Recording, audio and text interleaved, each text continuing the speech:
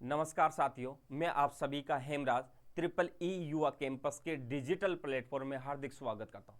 साथियों, मैं आप सभी को जो भारत के अंतर्गत जो भारत का जो इतिहास था, उस इतिहास को 3 भागों में बांटा गया था।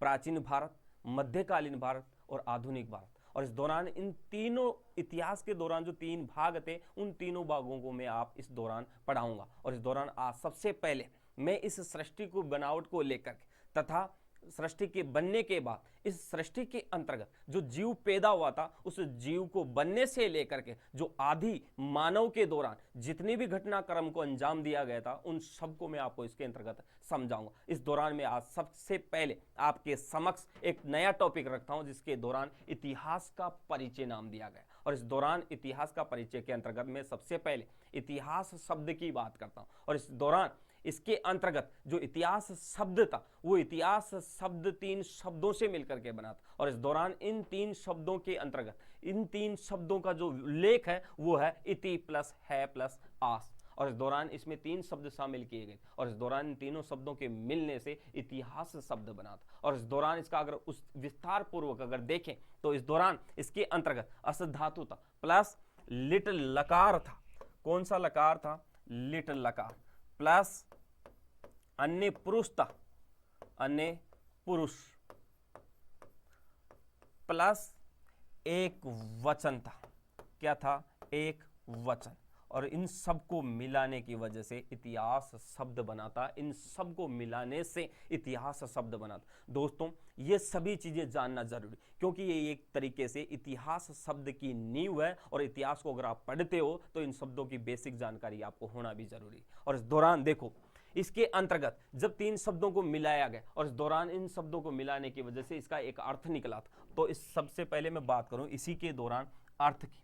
इतिहास शब्द का अर्थ, और इस दौरान अर्थ था एक निश्चय। अर्थ क्या निकाला गया? एक निश्चय। एक निश्चय था। क्या निकाला गया? एक निश्चय था। क्यों? क्योंकि इस दौरान आप सभी को पता है, जब सृष्टि बन गई थी और सृष्टि बनने के दौरान जब जीव की उत्पत्ति हुई थी, और आप सभी को पता कि सृष्टि का जो निर्माण हुआ था, वो लगभग 1 अरब 85 करोड़ वर्ष पहले हो चुका था। और इस दौरान सृष्टि बनने के बाद, क्योंकि उस दौरान बीच में काफी समय बीत चुका था, और बीतने का कारण एक ही था, यहां पर सृष्टि तो बना दी गई, लेकिन यहां पर जल संभव नहीं हुआ था। अगर जिस दिन से जल संभव होता, उसी दिन से कहीं ना कहीं इस जल के माध्यम से जीव पैदा होते। और इस दौरान लगभग 25 लाख वर्ष पहले, इस दौरान जब ब्रह्मा जी के द्वारा, जब सृष्टि तो बना दी गई थी, और इस दौरान ब्रह्मा जी के द्वारा बाद में जब भगवान शंकर की कृपा हुई, और इस दौरान भगवान शंकर की कृपा होने के दौरान इस सृष्टि के अंतर्गत जब जल संभव हुआ, और इस दौरान जल संभव बनने के दौरान उसके अंतर्गत काफी जीव पैदा हुए। और उन जीवों को धीरे धीरे जलीय जीव के नाम से तो पहचाना गया ही था, लेकिन वो जलीय जीव जब आकार में बढ़ने लगे, और इस दौरान आकार बढ़ने के दौरान वो जब जल से निकल करके स्थल पर आए, और इस दौरान इन जीवों को स्थलीय जीव कहा गया। और इस दौरान स्थलीय जीव कहने के अंतर्गत जब कुछ जीव ऐसे थे जो आसमान में हवा में उड़ने लगे, और इस दौरान उन जीवों को उभयचर कह दिया गया। क्यों? क्योंकि वो जीव स्थल पर भी निवास करते थे और आसमान में भी उड़ते थे। और इस दौरान बाद में कुछ जीव ऐसे भी हुए जिनमें अंगों का विकास हुआ, और इस दौरान उन जीवों को उभयचर जीव कहा गया। उन जीवों को स्तनधारी जीव कहा गया। और इस दौरान स्तनधारी जीवों से ही कहीं ना कहीं एक जीव बना था, और इस दौरान उस जीव के अंतर्गत अपन उसको नाम दिया गया था एक बंदर। और उस बंदर से मानते हैं, अपन कयास लगाते कि उसी बंदर की उद्गम से उस कहीं ना कहीं इस मनुष्य का उसी से उद्गम हुआ था। और इस दौरान जो वर्तमान में आप रूप देख रहे हो, ये रूप उसी बंदर का रूप था। और इस दौरान लगभग 7 पीढ़ियों के अंतर्गत जो उसके अंग थे, उन अंगों में काफी परिवर्तन आया। और इस दौरान क्या परिवर्तन आया, अभी उसके दौरान अपन बात करेंगे, लेकिन सबसे पहले इसमें जान लेते हैं। सबसे पहले देखो, इसके अंतर्गत जो इसके शब्दों से जो मिलकर के ये शब्दों का जो निर्माण हुआ था, उनका एक अर्थ निकाला गया, और अर्थ था उसका बेटा एक निश्चय था। क्यों? क्योंकि इस दौरान आपको वो जो समय था जब मनुष्य का जन्म हुआ था, वो एक निश्चित समय था। और इस दौरान उसी समय से अपन इतिहास के बारे में कयास लगाते हैं। और इस दौरान देखते हैं सबसे पहले इतिहास का प्रयोग। इतिहास का प्रयोग, इतिहास का प्रयोग। और इतिहास का प्रयोग आप सभी को पता होना चाहिए कि सबसे पहले अगर लोगों ने इतिहास का प्रयोग किया था, तो सबसे पहले इतिहास का प्रयोग ग्रीस के लोगों ने किया था। किन्होंने किया था? ग्रीस के लोगों ने किया था। सबसे पहले ग्रीस के लोगों ने क्या किया, इतिहास का प्रयोग किया गया। और इस दौरान ग्रीस के लोगों ने जब इतिहास का प्रयोग किया गया तो इस दौरान उन्होंने इतिहास के लिए सबसे पहले एक अर्थ निकाला गया। और इस दौरान अर्थ क्या दिया गया उन्होंने, क्योंकि अर्थ के लिए सबसे पहले उन्होंने हिस्ट्री शब्द का प्रयोग किया गया था। किसका प्रयोग किया गया, हिस्ट्री शब्द का प्रयोग किया गया। और इस दौरान हिस्ट्री शब्द का प्रयोग करने के दौरान इन्होंने एक नाम दिया गया, अर्थ निकाला गया, बुनना। क्या निकाला गया, बुनना।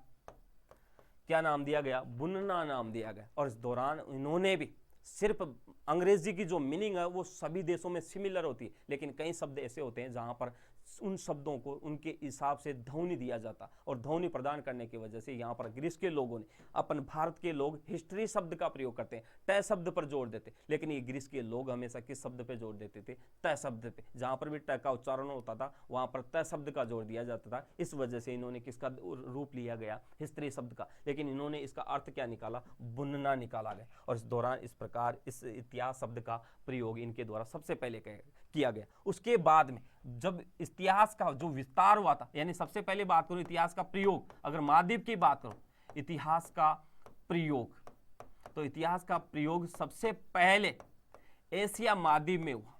महाद्वीप की अगर बात करते हैं तो एशिया महाद्वीप में हुआ, महाद्वीप में हुआ। और इस दौरान महाद्वीप में होने के बाद में जब इसका इतिहास का जो विस्तार हुआ था, बात करूं मैं विस्तार की, और इस दौरान विस्तार की अगर बात करूं तो विस्तार जो हुआ था वो कहीं ना कहीं यूरोप महाद्वीप में हुआ था। कौन से महाद्वीप में हुआ, यूरोप महाद्वीप में हुआ, यूरोप महाद्वीप में हुआ।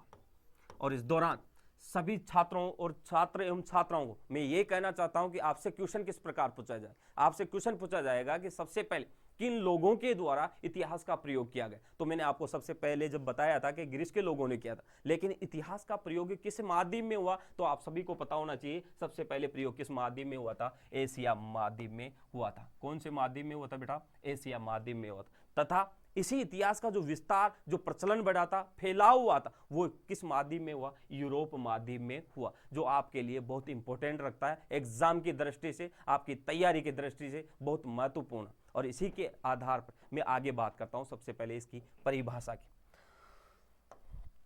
और इस दौरान मैं सबसे पहले बात करूं इतिहास की परिभाषा, इतिहास की परिभाषा, परिभाषा, क्योंकि इतिहास की परिभाषा जानना भी जरूरी है। यह एग्जाम तो में तो नहीं पहुंचा जा सकता, लेकिन इस दौरान आपको परिभाषा आना भी जरूरी है। तो इतिहास की परिभाषा क्या होती है, देखो सबसे पहले बात करते हैं।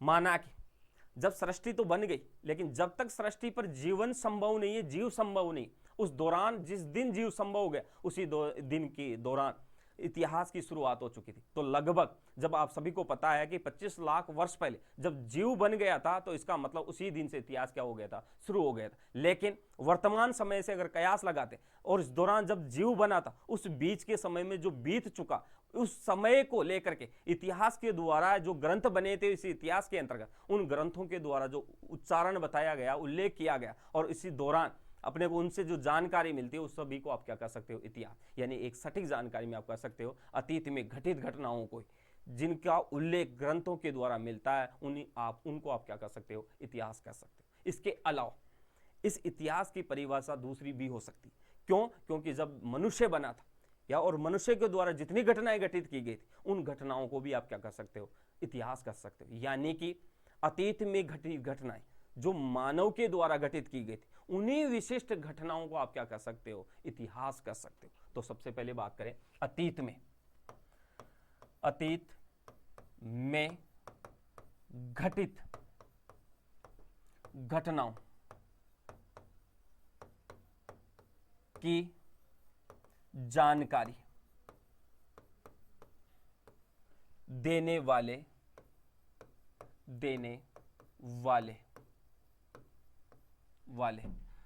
ग्रंथों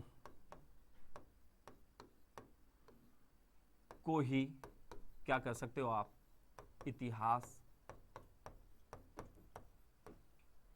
कह सकते हैं, कह सकते हैं या कहते हैं, एक ही बात, कह सकते हैं या कहते हैं, पहली बात। दूसरी बात, मानव मानव के द्वारा घटित विशिष्ट घटनाओं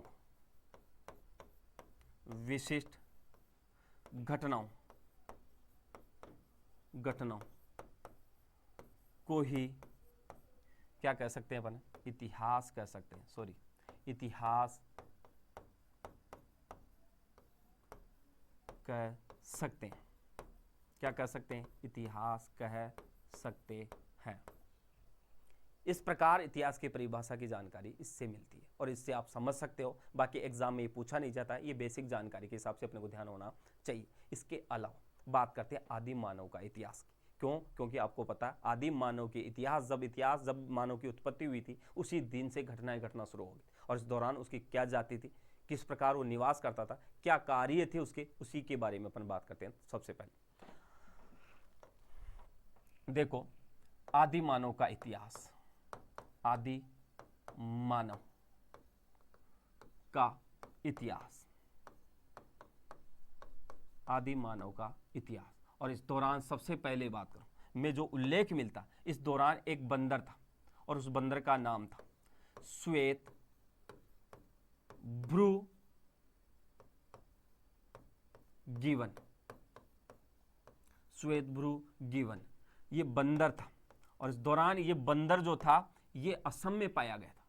जो कहां पर पाया गया, असम में पाया गया। और इस दौरान इस बंदर से कहीं ना कहीं मनुष्य की उत्पत्ति मानते हैं, यानी इसी से कहीं ना कहीं मनुष्य बना था। लेकिन प्रारंभिक तौर पर ये क्या था, एक तरीके से बंदर था जो असम में पाया गया। कहां पर पाया गया, असम में पाया गया। कहां पर पाया गया, असम में पाया गया। इस दौरान कहते हैं कि सर्वप्रथम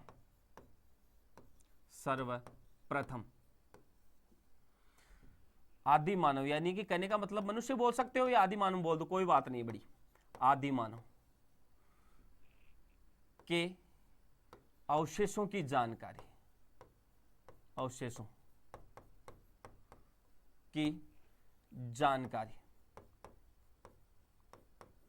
जो जानकारी मिलती है वो जानकारी अफ्रीका महाद्वीप से मिलती है। कौन से महाद्वीप से मिलती है, अफ्रीका महाद्वीप,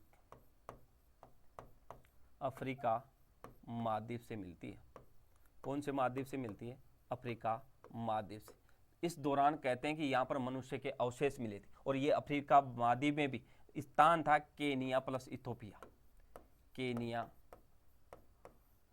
प्लस इथोपिया नामक स्थान पर कहीं न कहीं मनुष्य के अवशेष मिले थे। और इस अवशेषों के मिलने के दौरान सबसे पहले मनुष्य की जानकारी भी मिलती है। और इस दौरान आपसे पूछा जाएगा कि आदि मानव जो जब पैदा हुआ था लगभग 25 लाख वर्ष पहले, और इस दौरान कहीं ना कहीं वो बंदर से तो था, और उस बंदर को क्या नाम दिया गया था, तो श्वेत भ्रू गिवन दिया गया था, जो कहां पर पाया गया, असम में। और इस दौरान आदि मानव जब कहीं ना कहीं रूप से उसके अवशेष बचे होंगे, क्योंकि मृत्यु के बाद कहीं ना कहीं उसके अवशेष जरूर बचते हैं, और इस दौरान उसके अवशेष जो पाए गए थे वो अफ्रीका महाद्वीप में पाए गए। और इस दौरान अफ्रीका महाद्वीप के अंतर्गत भी अगर स्थान पूछा जाए तो आपसे केनिया प्लस इथोपिया स्थान यहाँ पर शामिल है। और इस दौरान यहाँ पर इसके अवशेष मिले थे। इसके अलावा जब इसके अवशेष जब मिले हों तो इस दौरान अपन ये बात कर सकते हैं, क्योंकि इस दौरान जब ये आदिम मानव था तो इससे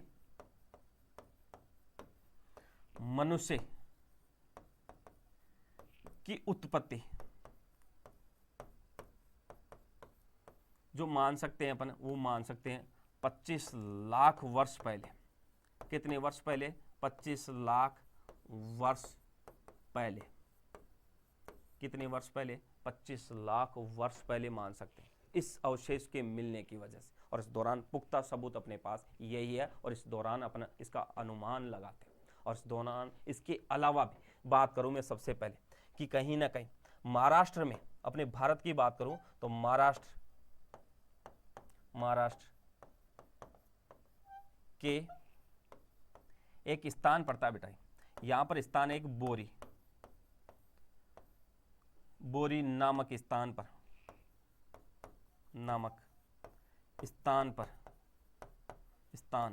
पर भी मनुष्य के अवशेष मिले थे। मनुष्य के अवशेष मिले थे। और इस दौरान अवशेष मिलने की वजह से, जब यहाँ पर बोरी नामक स्थान पर अवशेष मिले थे, तो इस स्थान पर अवशेष मिलने की वजह से यहाँ पर मनुष्य का जो अनुमान लगाया जाता है वो लगभग 14 लाख वर्ष पहले मानते हैं। कितने वर्ष पहले? 14 लाख वर्ष पहले मानते हैं। कितने वर्ष पहले मानते हैं? 14 लाख वर्ष पहले, जो महाराष्ट्र में जो जहां पर मिला था उस पे मिलने की वजह से यहाँ पर भारत के जो लोगों ने अनुमान लगाया गया वो लगभग 14 लाख वर्ष पहले लगाया गया। और इस दौरान इसके भी कालक्रम में थोड़ा सा क्या है, दोनों को लेकर के मतभेद है। और इस दौरान इस आदि मानव के समय को जो निर्धारण किया गया था वो इस प्रकार किया गया था। इसके अलावा भी बात करता हूं मैं आगे। इस दौरान जो आदि मानव था, आदि मानव जो कहीं ना कहीं चाहे अफ्रीका महाद्वीप में मिला हो, चाहे यहां पर असम में पाया गया हो, चाहे यहां पर महाराष्ट्र में पाया गया, इस दौरान पाने की वजह से यहां ना कहीं इस आदि मानव की एक जाति थी। और इस दौरान इसकी जाति के दौरान जो मिलता है इसका उल्लेख, उसकी जाति का नाम था नेग्रिटो।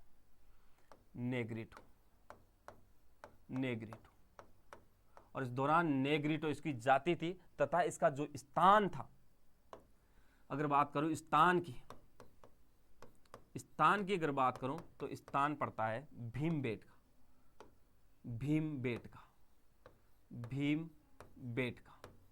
और इस दौरान भीमबेटका नर्मदा नदी व सोहन नदी घाटी में मिलता है।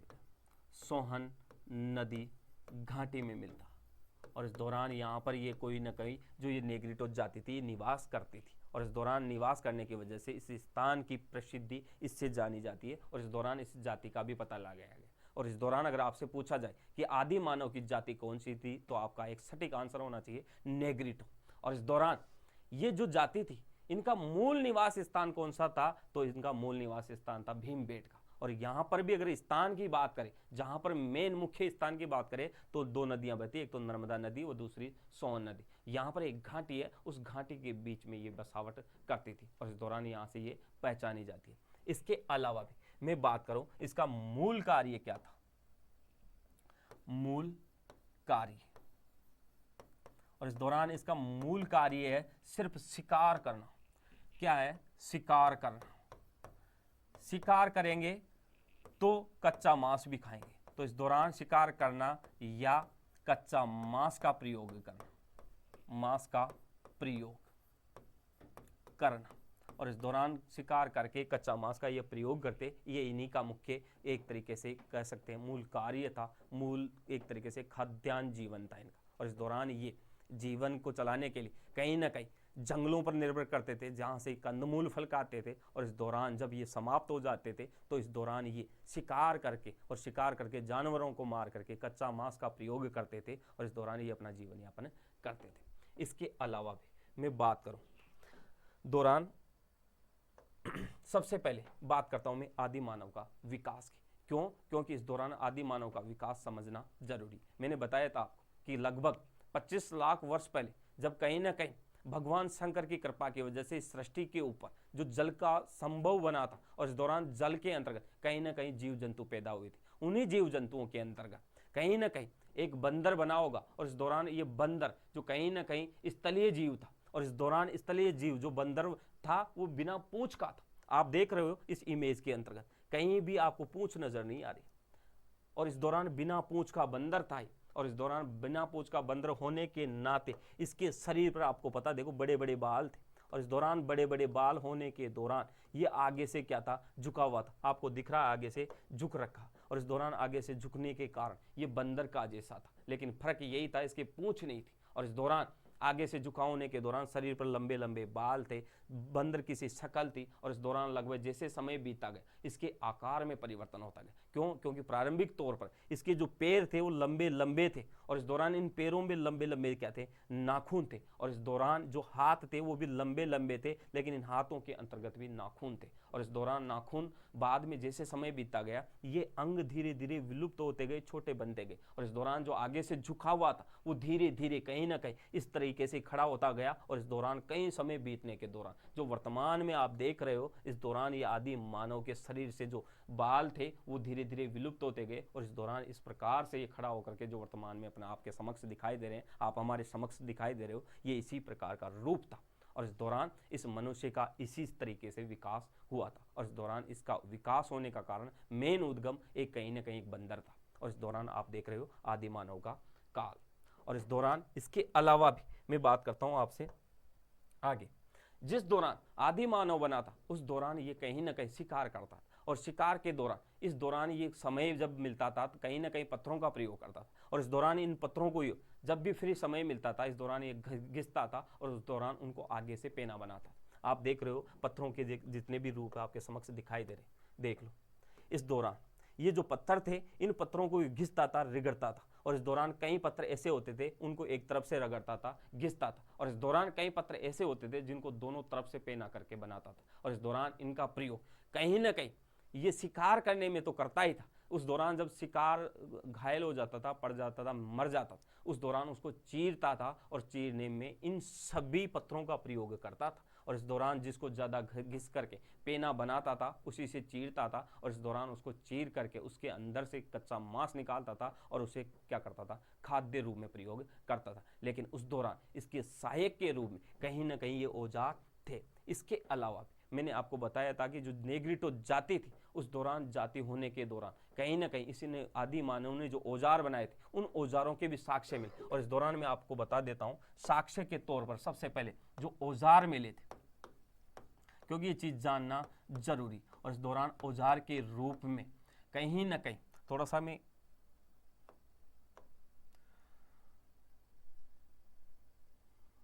औजार के रूप में सर्वप्रथम जो कुल्हाड़ी मिली थी, एक क्या मिली थी, कुल्हाड़ी। और कुल्हाड़ी के तौर पर सर्वप्रथम जो कुल्हाड़ी मिली थी वो बात करता हूं मैं उसी के अंतर्गत। कुल्हाड़ी पल्लवरम नामक स्थान पर मिली थी, पल्लवरम नामक स्थान पर मिली थी और इस दौरान ये पल्लवरम नामक कुल्हाड़ी मिलने की वजह से इसकी खोज हुई थी। और इस दौरान इसकी खोज की बात करूं मैं, सबसे पहले जब ये कुल्हाड़ी मिली थी इसकी खोज की गई और इसकी खोज जो हुई थी वो खोज हुई थी लगभग 1863 ईस्वी में। कब हुई, 1863 ईस्वी के अंतर्गत। क्यों, क्योंकि इसकी खोज की गई एक व्यक्ति, एक महान व्यक्ति के द्वारा जिसका नाम था रॉबर्ट ब्रूस फुट। खोजकर्ता, बात करूं खोजकर्ता की तो इस खोजकर्ता था इस कुल्हाड़ी का जिसका नाम था रॉबर्ट ब्रूस फुट नामक व्यक्ति ने इसकी क्या की, खोज की गई। और इस दौरान इसकी खोज कब की गई, 1863 ईस्वी में। और इस दौरान 1863 में पल्लवरम नामक स्थान पर इसकी क्या की गई, खोज की गई। और इस दौरान ये जो कुल्हाड़ी बनी थी कहीं ना कहीं पत्थरों की थी। इसका मतलब इस साक्ष्य से यह पता लगा सकते हैं कि सारे काम जो आदि मानव करता था वो कहीं ना कहीं पत्थरों से करता था। और इस दौरान इस पत्थरों का प्रयोग इस रूप में वो सभी तरीके से करता था, शिकार को लेने में से तथा जंगलों को साफ करने में तथा जमीन को खोदने तक के अंतर्गत वो पत्थरों का प्रयोग करता तथा प्रारंभिक तौर पर जब उसे बर्तनों के रूप में, तो उन बर्तनों के रूप में भी इन पत्थरों का कहीं ना कहीं ये प्रयोग करता था। और इस दौरान ये पत्थरों का जो जीवन था एक तरीके से उसका पत्थरों का काल रहा होगा। और इस दौरान कहते हैं कि इस काल को पाषाण काल कहा गया। जब अपन इतिहास का वर्गीकरण पढ़ेंगे तब इस चीज़ को वहाँ पर मैं और इस विस्तार पूर्वक समझाऊंगा। इस दौरान देखते हैं इसके आगे।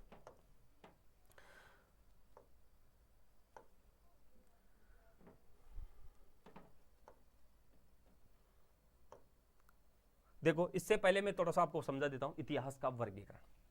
इतिहास का वर्गीकरण, इतिहास का वर्गीकरण।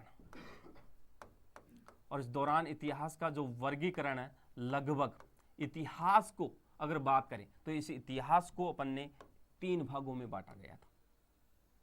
कितने भागों में, 3 भागों। इसे बांटा गया, इसे बांटा गया और इसे बांट करके कितने भागों में बांटा गया, 3 भागों में बांटा गया। कितने भागों में, 3 भागों में बांटा गया। और इस दौरान आपको बता देता हूं 3 भागों में। इसका मतलब 3 भाग कौन कौन से थे, देखते हैं। देखो, पहला है प्रामाणिक स्रोतों के आधार पर, प्रामाणिक स्रोतों के आधार पर। स्रोतों के आधार पर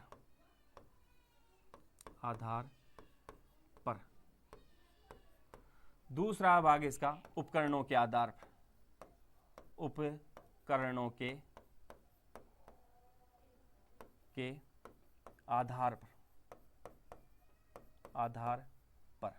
और तीसरा भाग है इसका कालखंड के आधार पर, कालखंड के आधार पर, खंड के आधार पर। इस प्रकार इसे 3 भागों में बांटा गया। और इस दौरान बात करते हैं इसकी प्रामाणिक स्रोतों के आधार पर इसे नाम दिया गया था प्रागैतिहासिक काल।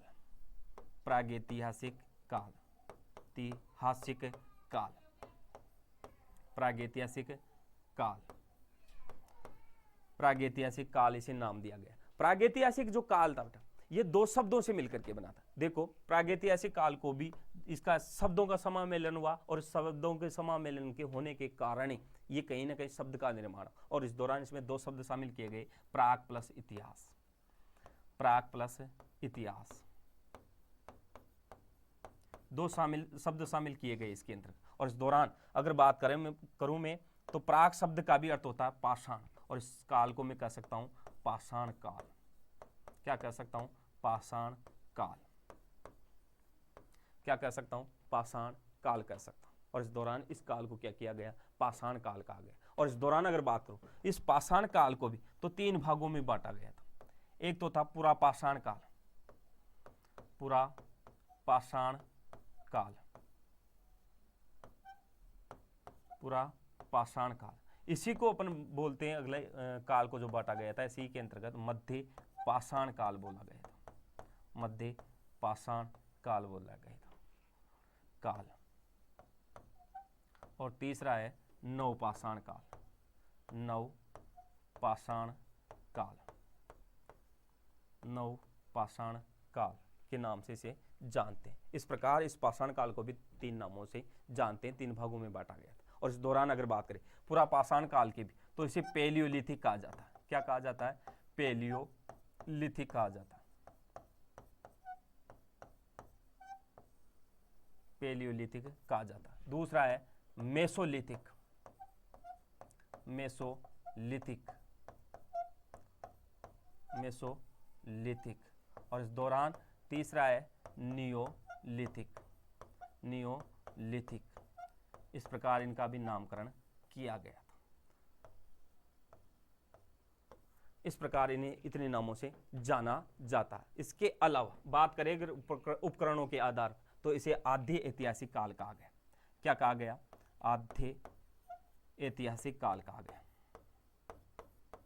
आद्य ऐतिहासिक काल कहा गया, आद्य ऐतिहासिक काल कहा गया। और इस दौरान इस काल को कालखंड के आधार पर इसे कहा गया ऐतिहासिक काल कहा गया, ऐतिहासिक काल कहा गया, ऐतिहासिक काल कहा गया।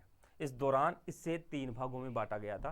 पहला था प्रामाणिक स्रोतों के आधार पर, दूसरा था उपकरणों के आधार पर, और तीसरा था कालखंड के आधार पर। और इस दौरान प्रामाणिक स्रोतों के आधार पर जो नाम दिया गया था वो प्रागैतिहासिक काल था। और इस प्रागैतिहासिक काल को भी 2 शब्दों से मिल करके ये बना था। और इस दौरान इसमें 2 शब्द शामिल किए गए थे, पहला था प्राग प्लस दूसरा था इतिहास। और इस दौरान प्राग शब्द का अर्थ होता पाषाण, और इस दौरान इस काल को आप क्या कह सकते हो? पाषाण काल। और इस पाषाण काल को भी 3 भागों में बांटा गया था। पहला था पूरा पाषाण काल जिसको पैलियोलिथिक कहते हैं, दूसरा था मध्य पाषाण काल जिसे मेसोलिथिक कहते हैं, और तीसरा था नवपाषाण काल जिसे कहते हैं नियोलिथिक कहते हैं। और इस दौरान इसके अलावा जो उपकरणों के आधार पर जो विभाजन हुआ था उसको कहते हैं आद्य ऐतिहासिक काल। और इस दौरान कालखंड के आधार पर जो नाम दिया गया था वो वर्तमान में जो समय चल रहा है ऐतिहासिक काल नाम दिया गया था। इस प्रकार इसका वर्गीकरण 3 भागों में किया गया था। सबसे पहले इसके आगे और बात करता हूं मैं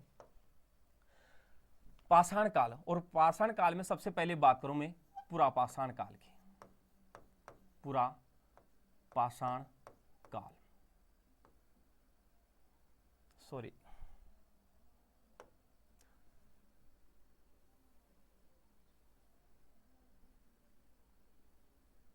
पूरा पाषाण काल की बात करते हैं। सबसे पहले पूरा पाषाण काल, पूरा पाषाण काल।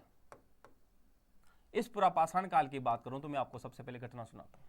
क्यों? क्योंकि उस दौरान आदि मानव, आप सभी को पता था, या तो जंगलों पर निर्भर करता था या फिर शिकार के लिए जानवरों को। एक बार क्या हुआ, एक समय ऐसा था जहां पर पतझड़ का समय लगभग अगर माने अपन, तो उस दौरान आप सभी को पता है कि पानी सूख जाता, नदी नाले लगभग सूख जाते, और इस दौरान आदि मानव को जीने के लिए कहीं ना कहीं जानवरों पर निर्भर रहना पड़ता। इसी दौरान उसने एक दिन शिकार के लिए वो जंगलों की ओर निकल गया, और इस दौरान अपने हाथों में पत्थर लेकर के शिकार के लिए जैसे जंगलों में गया, उस समय उसके समक्ष एक हिरण का बच्चा था जो उसके सामने से निकल करके दौड़ने लगा।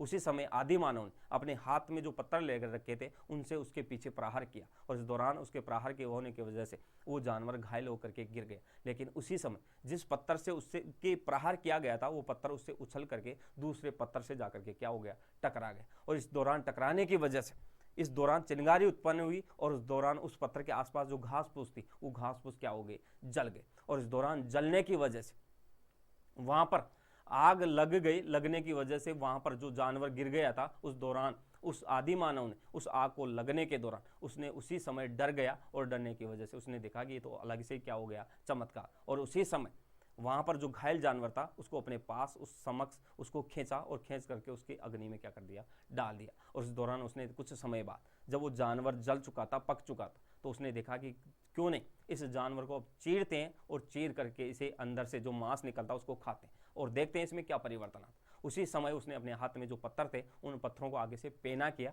तथा पेना करके उस जानवर को चीरने लगा।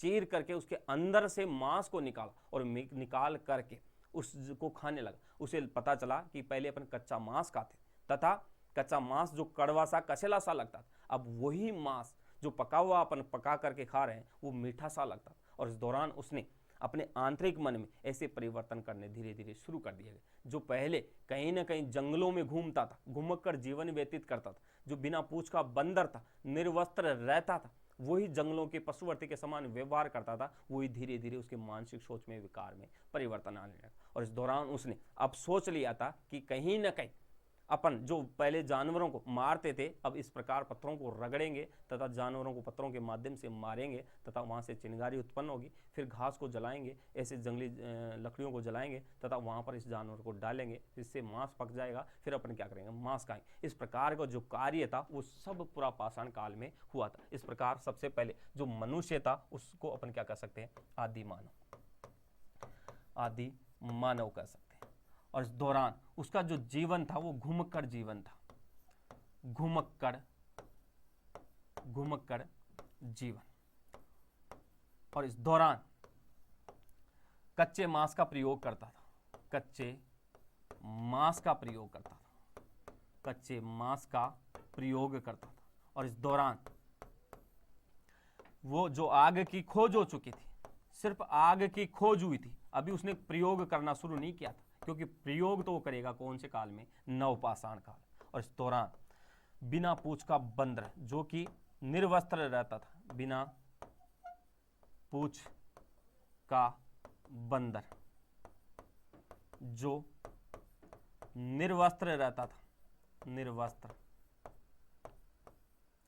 रहता था, और इस दौरान वस्त्र के रूप में, जो निर्वस्त्र रहता था वस्त्र के रूप में, अपने शरीर को ढकने के लिए बात करो एक ही शब्द में, अगर बात करें अपन शरीर के ढकने की बात करें तो इस दौरान बात कर सकते हैं अपन,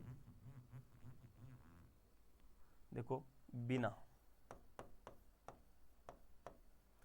देखो शरीर को ढकने के लिए, शरीर को ढकने के लिए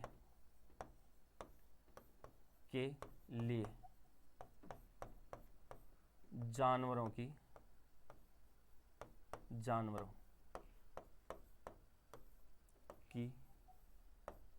खाल, या बात करें पेड़ पौधों की,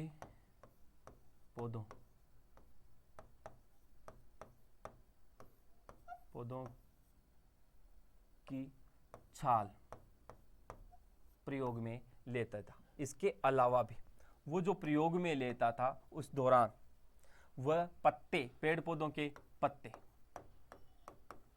पेड़ पौधों के पत्ते, जिनसे भी वो क्या करता था, शरीर को ढकता था। इसके अलावा भी उसका जो जीवन था वो एक तरीके से घुमक्कड़ जीवन था, जो मैंने पीछे बता दिया। इसके अलावा भी पशुवर्ती के समान रहता था, पशुवर्ती के समान रहता था, समान रहता था। और इस दौरान पशुओं के समान रहने के कारण एक ही था, इस दौरान वो घूमता रहता था तथा उन्हीं के संग रहता था, गुफाओं में रहता था, जंगलों में निवास करता था। जिस प्रकार वो आवाज़ें करता था उसी प्रकार वो आवाज़ें करके उनको पुकारता था, उनसे बातें करता था, उनसे बोलता था।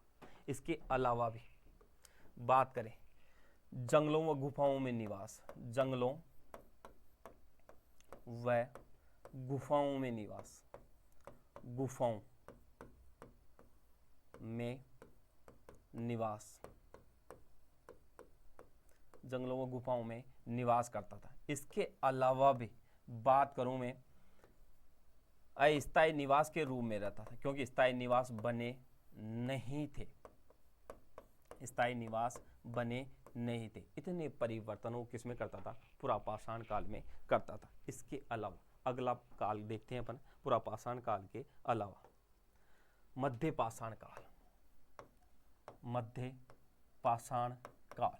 और इस मध्य पाषाण काल के अंतर्गत बात करें तो इस दौरान वो सिर्फ पत्थरों का प्रयोग करता था, पत्थरों के औजारों, पत्थरों के औजारों का प्रयोग करता था, औजारों, बात करें औजारों का प्रयोग। इसके अलावा भी अगर बात करें सारे काम वो जो था, आगे से पेना करना, उनको आगे से उनको पेना बनाना आदि जो काम सीखे थे उसने मध्य पाषाण काल में सीखे थे। इसके अलावा भी बात करता हूं मैं नवपाषाण काल की, नवपाषाण काल की काल। और इस नवपाषाण काल में बात करूं मैं, क्योंकि इस दौरान उसने काफी परिवर्तन करना सीख लिया गया था। और इस दौरान कहते हैं कि कहीं ना कहीं वो स्थायी निवास बनाने लगा था। क्या बनाने लगा था, स्थायी निवास, स्थायी निवास बना करके अब वो रहता था। इसके अलावा भी उसका घुमक्कड़ जीवन क्या हो गया था, लगभग समाप्त सा होने लगा था, घुमक्कड़ जीवन समाप्त। क्यों, क्योंकि इस दौरान वो काफी परिवर्तन करने लगा था, क्योंकि औजारों के बारे में समझ चुका था, औजार तैयार करने लगा था। और इस दौरान उसने औजारों का प्रयोग कहीं ना कहीं वो अपने जीविकोपार्जन के लिए आगे की सोच को ध्यान में रख करके वो कहीं ना कहीं कृषि की ओर ध्यान देना शुरू कर दिया था। और इस दौरान उसने कृषि कार्य शुरू कर दिया गया था, कृषि कार्य करना सीख लिया या शुरू कर दिया, एक ही बात। और इस दौरान कृषि कार्य के दौरान उसने कहीं ना कहीं सबसे पहले फसलें उगाई होगी। और इस दौरान फसलों के रूप में उसने गेहूं उगाया होगा, चावल उगाया होगा, चावल के बाद उसने जौ उगाया होगा। इस प्रकार उसने लगभग 9 प्रकार की फसलें उगाई थी। और इस दौरान 9 प्रकार की फसलों का वहां पर उल्लेख मिलता। पशुपालन कार्य और पशुपालन कार्य किया गया, लेकिन उस दौरान आप सभी को पता कृषि कार्य करने लगा था। और इस दौरान कृषि के लिए उसे कहीं ना कहीं रक्षक के रूप में जानवर की आवश्यकता थी। और इस दौरान वो रखवाले के रूप में कहीं ना कहीं कुत्ते को पाला था, कुत्ता। इसके बाद में आता बेटा भेड़, इसके बाद में आता बकरी, और इसके बाद में आता गाय। इस प्रकार इन जानवरों को उसने क्या किया था, पाला था। और इस दौरान पालने की वजह से कहते हैं कि लगभग 9 प्रकार के जानवरों का यहाँ पर उल्लेख तो मिलता है, लेकिन उस दौरान 7 प्रकार की उनकी प्रजातियां थी। 9 प्रकार के जानवर थे, लेकिन 7 प्रकार की उनकी क्या थी, प्रजातियां का भी उल्लेख मिलता है। और इस दौरान नवपाषाण काल के अंतर्गत पहिए की खोज हो गई थी, आविष्कार हो गया था पहिए की खोज। और इस दौरान पहिए की खोज हो गई, लेकिन पहिए का प्रयोग कहीं ना कहीं माल के लदान में नहीं किया गया। इस दौरान पहिए का प्रयोग चाक में किया गया। और इस दौरान चाक में प्रयोग करने के बाद यहाँ पर जो जातियाँ थी जो बर्तन बनाती थी, बर्तन बनाने में यहाँ पर प्रयोग किया, बर्तन बनाने में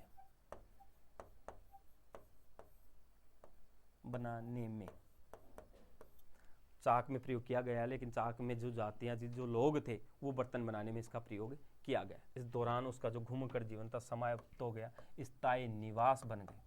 क्या बन गया, स्थायी निवास बन गया। और इस दौरान उस समय आग की खोज हो गई थी, लेकिन आग का प्रयोग उसने सीखा नहीं था। इसके अलावा भी बात करता हूँ, इसी नवपाषाण काल की बात कर रहा हूँ, इसके आगे इस दौरान उसने पके हुए मांस का प्रयोग किया, पके हुए मांस का प्रयोग किया, पके हुए मांस का प्रयोग किया गया आदि बातों का उल्लेख इस नवपाषाण काल में मिलता है। इसके अलावा जो बात बताता हूं मैं आपको इमेज के माध्यम से, जहां पर इस आदि मानव ने आग की खोज की थी। मैंने पूरी आपको कहानी सुनाई और इस दौरान आपको जो दिखाई दे रहा आदि मानव इस प्रकार था, लेकिन उस दौरान उसके पूंछ नहीं थी और बंदर के जैसे शकल का दिखता था। और इस दौरान लंबे लंबे बाल थे, लेकिन अभी भी शकल उसकी कैसी थी, बंदर जैसी थी। और इस दौरान जब एक समय ऐसा आता जहां पर बिल्कुल पानी सा लगभग कम हो जाता, सूख जाता, पानी का अभाव हो जाता, और इस दौरान पतझड़ का समय है जहां पर जंगलों में भी कंदमूल फल सूख जाते, और इस दौरान इस अपना जीवन यापन के लिए, अपने जीने के लिए शिकार पर निर्भर रहता था। देखो इसके हाथ में जो पत्थर दिखाई दे रहे हैं वो इस प्रकार थे, और इस दौरान इसने जिस जानवर को पत्थरों के माध्यम से मारा था उसको खींच करके ला रहा, और इस दौरान ये आग जो यहाँ पर लगी हुई है उस आग में डालेगा, और इस दौरान ये पक जाएगा। पकने के बाद ये पका हुआ मांस का क्या करेगा, प्रयोग करेगा। इस प्रकार जो परिवर्तन हुआ था वो इस प्रकार हुआ था। इसके साथ मैं आपसे क्या लेता हूँ, आज के लिए विदा लेता हूँ।